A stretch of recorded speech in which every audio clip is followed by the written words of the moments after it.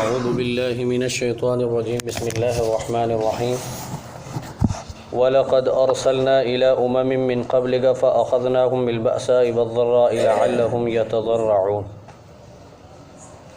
یہ سورہ انعام کی آیت نمبر 42 ہے۔ ترجمہ سماعت فرما لیں۔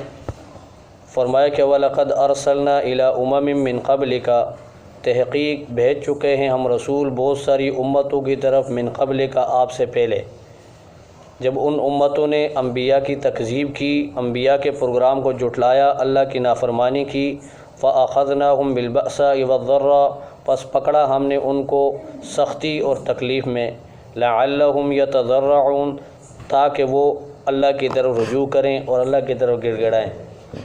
فَلَوْلَا إِذْ جَاءَهُمْ بَأْسُنَا تَضَرَّعُوا، پس کیوں نہ ہوا کہ جب ان کے پاس آئی وہ تکلیف، وہ عذاب، وہ آزمائش، تضرعوا کہ یہ اللہ کی طرف رجوع کرتے، آوازاری کرتے، گڑ گڑاتے، لیکن کتے کی دم کبھی سیدھی نہیں ہوتی۔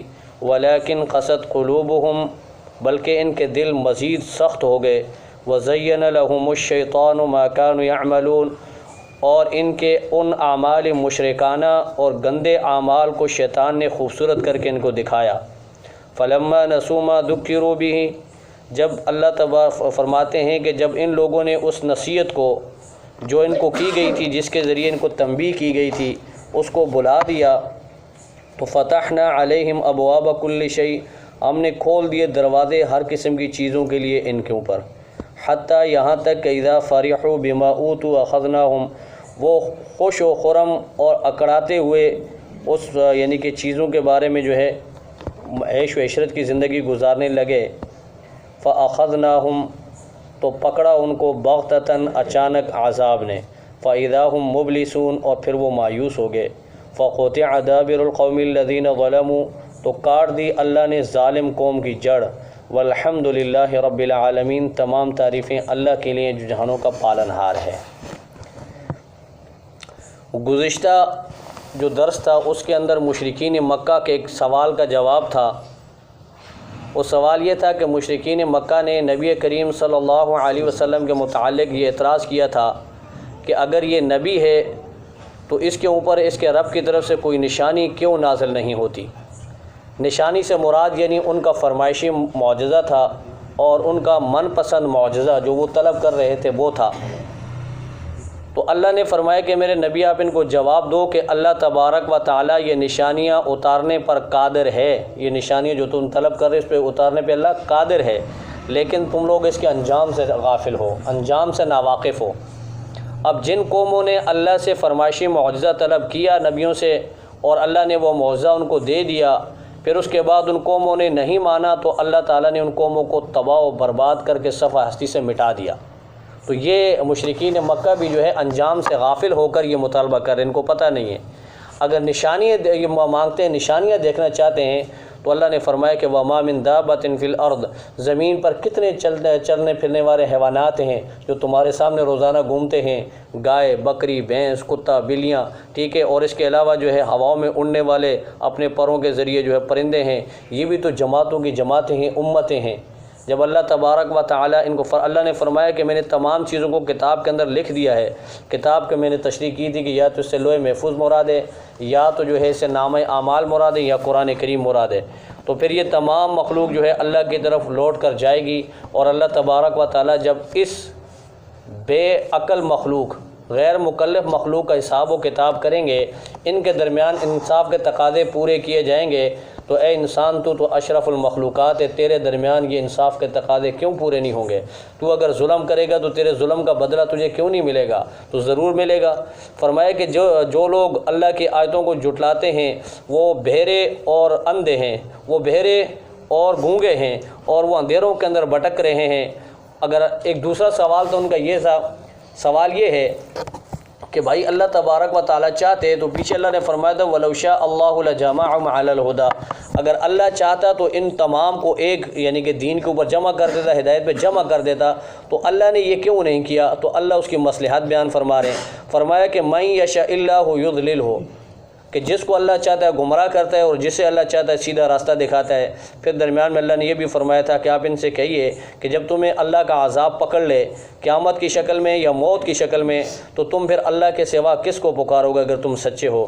تو فرمایا کہ یہ اس وقت جو ہے جب تکلیف میں ہوں، کسی مشقت میں ہوں، تو یہ پھر اپنے معبودوں کو اور اپنے جو معبودان باطلہ ان کو بھول جاتے ہیں اور پھر اللہ کو یعنی کہ پکارتے ہیں، لیکن جب وہاں سے پھر نکلتے تکلیف سے تو پھر کتے کی وہی دم ٹیڑھی، پھر اسی طرح یعنی اسی راستے پہ پھر چل پڑتے ہیں۔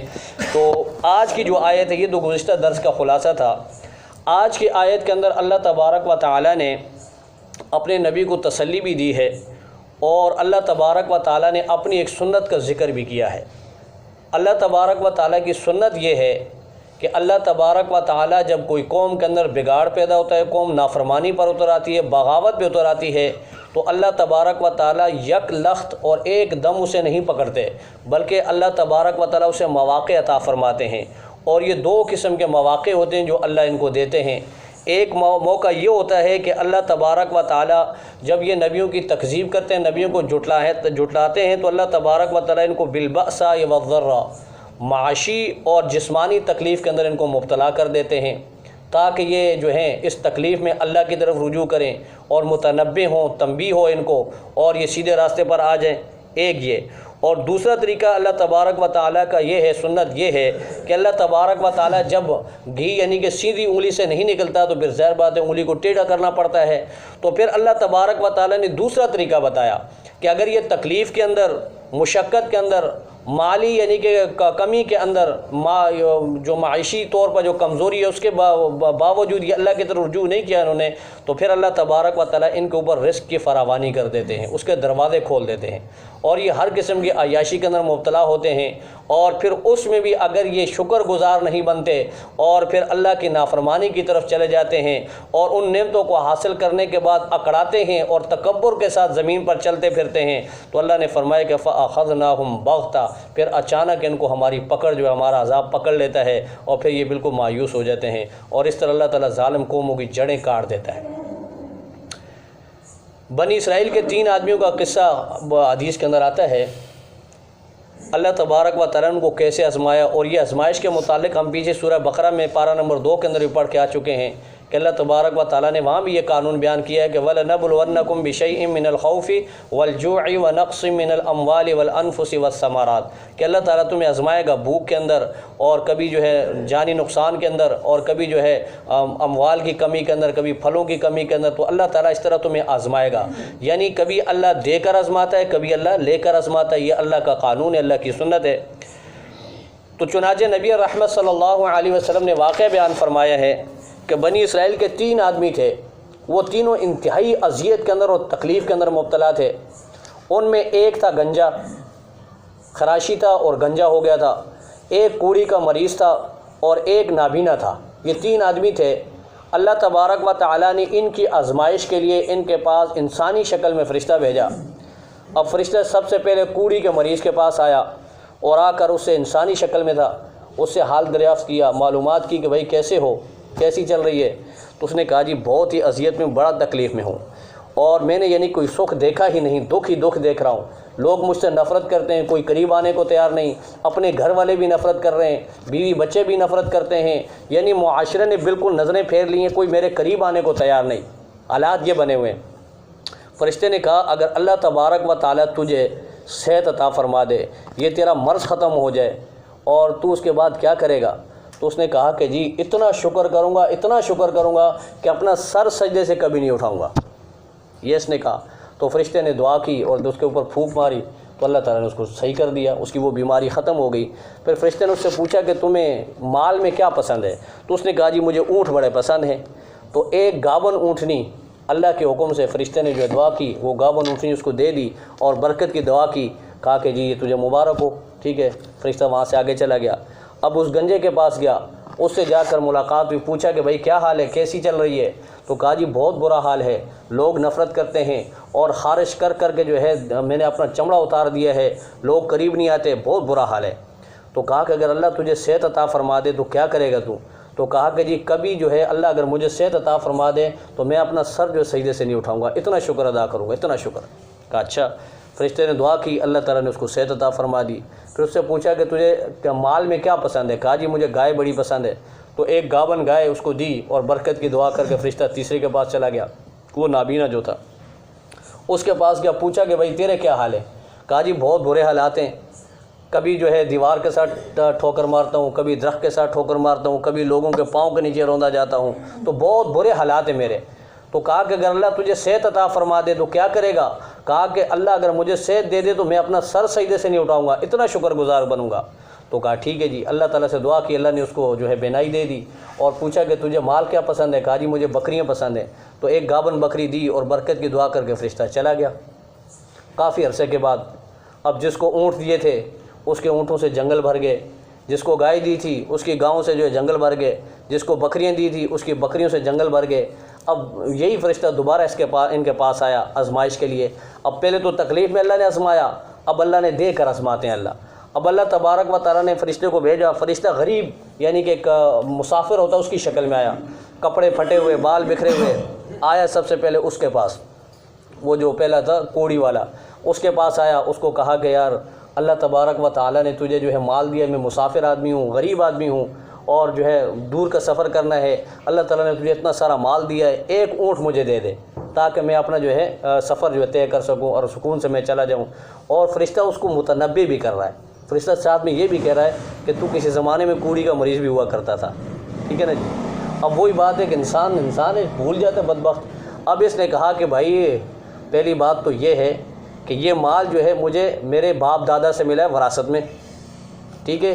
دوسری بات یہ ہے کہ کوڑی کا مریض ہوگا تیرا باپ، ٹھیک ہے۔ تیسری بات یہ ہے کہ میں نے یہاں پہ کوئی ٹھیکہ نہیں اٹھا رکھا کہ میں تم جیسے فقیروں کی جو مدد کرتا رہوں، دفع ہو یہاں سے۔ فرشتے نے کہا دیکھ سوچ لے۔ اس نے کہا کہ بھائی نہیں ہے مال، جا یہاں سے۔ کہا ٹھیک ہے جی۔ کہا کہ اگر تو سچ بولتا ہے، جھوٹ بولتا ہے کہ تو پہلے ایسا کوڑی کا مریض نہیں تھا اور تیرے پاس یہ پہلے مال نہیں تھا، تو اللہ تبارک و تعالیٰ تجھے پہلے ہی کی طرح کر دے جیسے تو پہلے تھا۔ فرشتے کے یہ الفاظ کہنے تھے، فرشتہ باہر نکلا، آنن فانن پتہ چلا کہ جی جتنے جانور تھے وہ سارے مر گئے، بیماریاں سب مر گئے، اور آہستہ آہستہ وہی بیماری پلٹ کے دوبارہ آ گئی۔ پھر یہ کوڑی کا مریض بن گیا، ٹھیک ہے نا جی۔ ہاتھ پاؤں اس کے شل ہو گئے، ہاتھ پاؤں جو گلنے لگے۔ پھر یہ اس نے اپنے لوگوں کو بگایا کہ جی اس بندے کو پکڑ کے لاؤ، یہ سارے اونٹ دے دو میرے، ساری یعنی کہ میرے سب کچھ دے دو۔ وہ ظاہر بات ہے پھر وہ ہماری زمین کا آدمی تو تھا نہیں تھا اور ہماری سوسائٹی کا آدمی تو نہیں تھا کہ ہمیں مل جائے۔ تو بہرحال پھر وہ جو ہے اسی حالت میں جو ہے سڑتا رہا۔ پھر اس کے بعد دوسرے کے پاس گیا جو گنجا تھا، اس کو جا کر کہا کہ دیکھ جی مسافر ہوں، غریب ہوں، اور جو ہے لمبا سفر کرنا ہے، اللہ نے تجھے مال دیا ہوا ہے، ایک گائے مجھے دے دے، میں اس کو بیچ کے جو ہے اپنے جو ہے سفر کا جو ہے سامان کر لوں گا، اور میں جو ہے خیر خرید سے عافیت سے جو ہے اپنے سفر میں روانہ ہو جاؤں گا، گھر پہنچ جاؤں گا۔ اور یہ بھی بتایا کہ تو پہلے جو ہے اس حالت میں بھی تھا، ٹھیک ہے نا جی۔ اس نے بھی وہی جواب دیا جو پہلے نہیں دیا، ٹھیک ہے نا جی۔ تو فرشتے نے پھر اس کو بھی یہی کہا کہ اگر تو جھوٹا ہے تو اللہ تبارک و تعالیٰ تجھے اسی حالت میں کر دے جیسے تو پہلے تھا۔ فرشتہ باہر نکلا، پیچھے سے سب اللہ تعالیٰ نے چھین لیا، آنن فانن ختم، سیکنڈ بھی نہیں لگے۔ اس کے بعد وہ نابینے کے پاس گیا، اس نابینے کو کہا کہ جی مسافر ہوں، غریب ہوں اور تنگ دست ہوں، اس وقت سفر میں ہوں، پاس کچھ نہیں ہے، اللہ نے تجھے بہت سارا مال دیا ہے، بکریاں ہیں، اگر ایک بکری آپ مجھے دے دیں، ٹھیک ہے نا جی۔ اور اللہ نے آپ کو جو ہے یہ بینائی عطا فرمائی، آپ نابینے بھی ہوتے تھے کسی دور میں، ٹھیک ہے نا جی۔ تو یہ بینائی عطا کیا آپ نے، تو میرا کام ہو جائے گا، اللہ تو تمہارے مال میں برکت دیں گے۔ تو اس نابینے کو اللہ تعالیٰ نے جو ہے اس کی عقل میں بات ڈال دی تھی، وہ سمجھ گیا، ٹھیک ہے نا جی۔ اس نے کہا کہ میرے بھائی یہ سارا تو لے لے، ٹھیک ہے، میرا رب مجھے اور دے دے گا، ٹھیک ہے، جس رب نے مجھے یہ دیے نا وہ دوبارہ بھی دینے پہ قادر ہے، یہ سارا مال تو لے جا، جس مالک نے مجھے یہ آنکھیں دی ہیں نا اس سے بڑی اور نعمت کیا ہوگی، میں تو اس کا شکر گزار ہوں، ٹھیک ہے۔ اور کہا کہ یہ سب کچھ تو لے جا۔ تو فرشتے نے کہا کہ تمہیں مبارک ہو، تم 3 آدمی تھے، تینوں کا امتحان لیا گیا، 2 ناکام ہو گئے، تم 1 کامیاب ہو گئے، کہ اللہ تبارک و تعالیٰ نے تمہیں مال دیا، اس مال کے اندر تمہیں آزمایا تو تم اس کے اندر پورے اترے۔ تو اللہ تبارک و تعالیٰ کی طرف سے میں فرشتہ ہوں، نہ مجھے تیری بکریاں چاہیے اور نہ مجھے تمہارا مال چاہیے، یہ تمہیں مبارک ہو، لیکن اللہ آزماتا ہے۔ فرمایا کہ انسان کو جو پہلی امتیں تھیں اللہ تعالیٰ نے ان کو بھی آزمایا، کبھی دے کے آزمایا، کبھی لے کے آزمایا۔ تو جب یہ چیزیں ہوئیں ان کے اوپر اور وہ بدبخت جو ہے پھر اگر سدھر گئے تو ٹھیک، نہیں سدھرے تو پھر اللہ تبارک و تعالیٰ نے ان کی جڑیں کاٹ دی، فقطع دابر القوم الذین ظلموا، اب اللہ تعالیٰ نے ان کی جڑوں کو کاٹ دیا۔ حضور نبی رحمت صلی اللہ علیہ وسلم کا ارشاد ہے، حضرت عقبہ بن عامر رضی اللہ تعالیٰ عنہ روایت کرتے ہیں کہ حضور علیہ الصلوۃ والسلام نے فرمایا کہ جب کسی شخص کو دیکھو کہ وہ اللہ کا نافرمان ہے اور اس کے اوپر اللہ تبارک و تعالیٰ کے انعامات کی بارش ہو رہی ہے، اللہ نے اس کے رزق کو بھی وسیع کیا ہوا ہے، گاڑیاں بھی ہیں، چیل پیل ہے، نوکر ہیں اور بنگلے ہیں، پتہ نہیں کیا کیا ہے اس کے پاس، سب کچھ ہے اس کے پاس. تو یہ کہیں دھوکہ نہ کھا جانا کہ یہ اللہ کا کہیں لاڈلا ہے، یہ دھوکہ نہ کھانا، بلکہ یہ اللہ تعالیٰ اس کے ساتھ استدراج کا معاملہ فرما رہے ہیں. استدراج کا مطلب یہ ہوتا ہے کہ کبھی کبھی اللہ تعالیٰ اپنے دشمنوں کو اتنی وسعت عطا فرماتا ہے کہ ان کے سر میں درد تک نہیں ہوتا. فرعون کے بارے میں آتا ہے کہ 400 سالہ زندگی کبھی سر میں درد نہیں ہوا. یہ استدراج تھا، اللہ نے اس کو ڈھیل دی، اور جب اللہ پکڑتا ہے تو بہت سخت پکڑتا ہے پھر. اور بزرگ فرماتے ہیں نا کہ اللہ تبارک و تعالیٰ کی چکی چلتی بڑا آہستہ ہے لیکن پیستی بڑا باریک ہے. پھر جو ہے نسلیں یاد رکھتی ہیں اور انسان کے 7 طبق روشن ہو جاتے ہیں. تو بہرحال فرمایا کہ اگر کوئی ظاہری طور پر آپ کو نظر آئے کہ بھئی اللہ کا نافرمان ہے، نہ نمازیں پڑھتا ہے اور نہ دوسرے احکامات کو پورا کر رہا ہے، باقی اللہ نے وسعت عطا فرمائی ہوئی، تو یہ استدراج ہے. اللہ تعالیٰ ہم سب کو بچائے اس سے. اب یہاں پہ اللہ نے فرمایا کہ فَقُطِعَ دَابِرُ الْقَوْمِ الَّذِينَ ظَلَمُوا، جب ان کی جڑیں کٹ گئی تو وَالْحَمْدُ لِلَّهِ رَبِّ الْعَالَمِينَ، تمام تعریفیں اللہ کے لیے ہیں. تو مطلب یہ ہوا کہ یہ ظالم لوگ تھے جن کی گناہوں کی نعوست سے جو ہے پوری کائنات جو ہے وہ بدبودار ہو چکی تھی. اب ان کو ختم کرنے کے بعد ظاہر بات ہے بندے کی زبان پر یہی آتا ہے، جب کوئی اچھا کام بندہ دیکھتا ہے تو کہتے ہیں الحمدللہ. تو حدیث کے اندر آتا ہے، موطا امام مالک کی روایت ہے، فرمایا کہ جب کوئی بدکردار انسان، گناہگار انسان جس نے جو ہے دنیا کے اندر بغاوت میں زندگی گزاری ہو، جب وہ مرتا ہے تو پتھر، درخت، شجر و حجر جو ہے یہ کہتے ہیں الحمدللہ، کہ اے اللہ اس منحوس سے جو ہے ہمیں نجات ملی. دھرتی زمین کا ٹکڑا جس کے اوپر یہ چلتا پھرتا تھا وہ اللہ کا شکر ادا کر دیے کہ اس منحوس کے قدموں سے مجھے نجات ملی. اور اس کے برخلاف جب کوئی نیک آدمی مرتا ہے تو یہ شجر و حجر، یہ درخت، یہ آسمان، یہ روتے ہیں اس کے مرنے پر، اس لیے کہ آسمان کے وہ دروازے روتے ہیں جہاں سے اس نیک بندے کے نیک اعمال اوپر چڑھتے ہیں، اور وہ جگہ زمین کا ٹکڑا وہ روتا ہے جہاں پہ یہ عبادت کرتا ہے، وہ درخت روتا ہے جس کے نیچے یہ بیٹھتا تھا، وہ پتھر روتا ہے جس کے اوپر اس کے پیر پڑتے تھے. تو جب نیک آدمی مرتا ہے تو اللہ تبارک و تعالیٰ کی ساری مخلوق جو ہے افسوس اور صدمے میں روتی ہے، لیکن جب کوئی برا آدمی مرتا ہے تو ساری مخلوق جو ہے اللہ کا شکر ادا کرتی ہے. اس کی مثال یوں سمجھے کہ اللہ تبارک و تعالیٰ جو بڑے رحیم ہیں، اللہ تبارک و تعالیٰ کا یہ کرم کا معاملہ ہے. اسی لیے تو امام شاہ ولی اللہ محدث دہلوی فرماتے ہیں کہ اسی لیے اللہ تعالیٰ نے دین کے اندر جو جہاد کو فرض کیا ہے اور جہاد کو لازمی قرار دیا ہے. جہاد کا مطلب یہ ہے کہ ظالموں کی جڑیں کاٹی جائیں. اب ظاہر بات ہے جب مریض ہے اس کے جسم پہ پھوڑا نکلا ہو اور ڈاکٹر اس کا علاج کرتا ہے، جیسے پیچھے میں نے بتایا کہ 2 طرح سے دو ان کو ڈوز دیے گئے، ایک یہ دیا کہ تکلیف دی، اس سے سدھر جاؤ، نہیں سدھرے، پھر اللہ نے فراوانی دی، یہ کھا کے سدھر جاؤ، نہیں سدھرے، اب تیسرا آخری علاج یہ کہ اللہ نے ختم کر دیا. تو اس طرح ڈاکٹر بھی یہی کرتا ہے کہ پہلے اگر پھوڑا نکلا ہو تو اس کو ہلکی پھلکی دوائیں دیتا ہے، گولیاں دیتا ہے، پھر اس کے بعد انجیکشن وغیرہ اس کے ذریعے علاج کرتا ہے، اور اگر سمجھتا ہے کہ اس سے اس کا علاج ممکن نہیں تو پھر اس کے بعد اس کو چیرا لگا کے اس جگہ کو کاٹ کے نکال دیتا ہے. تو وہ ڈاکٹر جب اس مریض کا جسم کا وہ حصہ کاٹتا ہے تو ڈاکٹر، وہ مریض جو ہے اس ڈاکٹر کو اپنے لیے کیا سمجھتا ہے؟ کہتے جی یہ میرا بہت اچھا مخلص ہے، میرے ساتھ مخلص ہے، اس لیے کہ اس نے میرے جسم کا جو گندا حصہ تھا اس کو کاٹ کے نکالا. تو اس لیے یعنی کہ کائنات بھی پھر یہ سمجھتی ہے کہ اللہ تبارک و تعالیٰ کا یہ فضل ہوا کہ ایسے بدبخت پھوڑے کو جو ہے اللہ تعالیٰ نے ان کو کاٹ کے ختم کر دیا. تو میرے عزیز دوستوں اور بزرگوں، آج امت محمدیہ کے ساتھ بھی یہی ہو رہا ہے. آج اگر آپ سرسری نگاہ امت کے اوپر ڈالیں تو امت کے ساتھ بھی یہی معاملہ ہو رہا ہے کہ آج ہم نے اللہ کو بلایا ہوا ہے، اللہ تبارک و تعالیٰ کی نافرمانیاں عام ہیں، رسم و رواج ہیں، اور اللہ تبارک و تعالیٰ کی نافرمانی اتنی کھلے عام ہو رہی ہے کہ اللہ کی نافرمانی کو کوئی نافرمانی کہنے کو تیار نہیں ہے. ٹھیک ہے، بڑے بڑے اعلیٰ تعلیم یافتہ، ٹھیک ہے، جو اپنے آپ کو پتہ نہیں کیا کہتے ہیں اور ان کو اللہ تعالیٰ نے سزا کے طور پہ ہم پہ مسلط کیا ہوا ہے، وہ کہتے ہیں بھائی نماز ہماری اپنی انفرادی چیزیں، پڑھے نہ پڑھیں تو مولوی تیرا کیا جاتا ہے. وہ ابھی جو سندھ جو ہے پارلیمنٹ کے اندر جو ہے ایک بل پیش کیا گیا تو اس میں یہی کہا نا اسپیکر نے، اس نے کہا بھائی نماز ہمارا اپنا انفرادی معاملہ، ہم پڑھے نہ پڑھیں تمہیں کیا تکلیف ہے مولوی کو. تو مولوی نے کہا کاش کہ حکومت اسلامی ہوتی تو پھر تجھے پتہ چلتا ہے کہ مجھے کیا فرق پڑتا ہے. تجھے جب سنسار کوڑے لگتے نا تو پھر تجھے پتہ چلتا ہے کہ مجھے کیا پڑتا ہے. تو بھائی اللہ کے بندے، یہ نمازیں فرض ہیں، یہ اللہ تبارک و تعالیٰ کے احکامات ہیں. حضرت عبداللہ بن سامت رضی اللہ تعالیٰ عنہ بڑے مشہور صحابی ہیں اور دراز قد کے آدمی تھے، بڑے خوبصورت تھے، اور یہ انصار مدینہ میں سے ان کی روایت ہے کہ حضور نبی رحمت صلی اللہ علیہ وسلم فرمایا کہ جب اللہ تعالیٰ کسی قوم کو بڑھانا چاہتا ہے، اس کو ترقی دینا چاہتا ہے، تو اس قوم کو دو صفات سے نواز دیتا ہے۔ ایک، اس قوم کے اندر میانہ روی آ جاتی ہے، دوسرا اس قوم کے اندر پاک دامنی آ جاتی ہے۔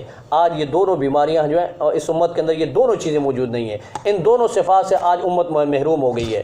امت کے اندر میانہ روی، اس کا حال آپ دیکھیں، اتنی فضول خرچیاں ہو رہی ہیں، چاہے وہ شادی ہو، چاہے وہ میت کا معاملہ ہو، چاہے وہ انفرادی مسئلہ ہو، اجتماعی مسئلہ ہو، کوئی بھی معاملہ ہو، اس کے اندر آپ جو ہے فضول خرچی کو آپ دیکھیں گے تو آپ کان پکڑیں گے، ٹھیک ہے نا جی۔ اور اس طرح جو ہے اللہ تبارک و تعالیٰ جو پاک دامنی کا جو درس دیا ہے وہ صرف یہی نہیں ہے، بلکہ یہ ہر معاملے کے اندر پاک دامنی کا یعنی کہ وہ اللہ تعالیٰ نے درس دیا ہے۔ آپ کا رزق پاک ہو، آپ کا کاروبار پاک ہو، آپ کے معاملات پاک ہوں، اور فرمایا جب اللہ تعالیٰ کسی قوم سے ناراض ہوتا ہے تو اس قوم کے اوپر اللہ تعالیٰ خیانت کے دروازوں کو کھول دیتا ہے، اور سب سے پہلے وہ خیانت وضو میں کرتے ہیں، پھر اس کے بعد نماز میں کرتے ہیں، پھر طہارت میں کرتے ہیں، پھر معاملات کے اندر خیانت، کاروبار کے اندر خیانت، دکانداری میں خیانت، اور پھر جو بھی معاملہ ان کا ہوگا وہ خیانت بھرا ہوگا۔ اب بظاہر ہمیں یہ لگیں گے کہ جی بڑے عیاش میں ہیں، بڑے جو ہے فراوانی ہے، ہر قسم کے جو فیشن اور ہر چیزیں ان کے گھر میں موجود ہیں، ہر طرح کی فراوانی ان کے پاس موجود ہیں، ہم یہ سمجھتے ہیں کہ جی یہ بڑا خوشحال ہے۔ لیکن میرے عزیزو، خوشحال یہ نہیں، خوشحال وہ ہے جس کی زندگی کے اندر اللہ اور اس کے حبیب صلی اللہ علیہ وسلم کے طریقے ہیں، اللہ کے احکامات کے مطابق زندگی گزار رہا ہے اور اللہ کے نبی کے طریقوں پہ زندگی گزارا، تو اس کو کہتے ہیں خوشحال۔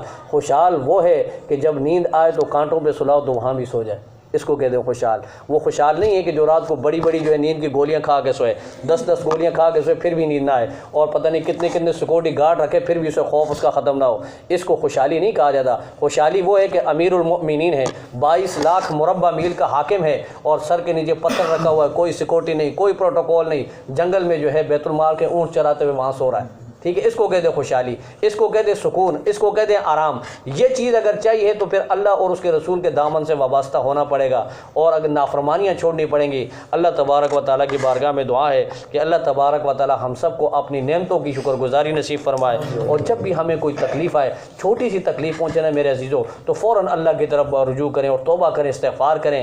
بڑی مصیبت کا انتظار نہ کریں کہ بڑی مصیبت آئے گی تو پھر سیدھے راستے پہ آؤں گا۔ یہ چھوٹی سی مصیبت آ گئی ہے تو یہ ہلکا سا اللہ تعالیٰ نے اشارہ دے دیا ہے۔ جب جیسے ہمارے گاؤں میں جو ہے نا، دیہاتوں میں جو ہل چلاتے ہیں نا، 2 بیل آگے باندھے ہوتے ہیں ہل چلانے کے لیے، اس کے پیچھے جو ہے نا ڈنڈا لیا ہوتا ہے، اس ڈنڈے کے آگے جو ہے جو چھوٹی سی کیل لگی ہوتی ہے۔ جب بیل راستے سے ادھر ادھر ہوتے ہیں نا تو پیچھے سے ہلکا سا یوں اشارہ کرتے ہیں کہ سیدھا راستے پہ آ جا، تو وہ بیل پھر دوبارہ سیدھے ہو جاتے ہیں۔ تو یہ ہلکی جو تکلیفیں ہمیں آتی ہیں نا، تو یہ اللہ تعالیٰ ہمیں ہلکا سا اشارہ کرتے ہیں کہ میرے بندے سیدھے راستے پہ آ جا، تو ہمیں فوراً اللہ کی طرف رجوع کرنا چاہیے۔ وہ چاہے بخار ہو، ٹھوکر لگے، تب بھی آپ کہیں استغفر اللہ۔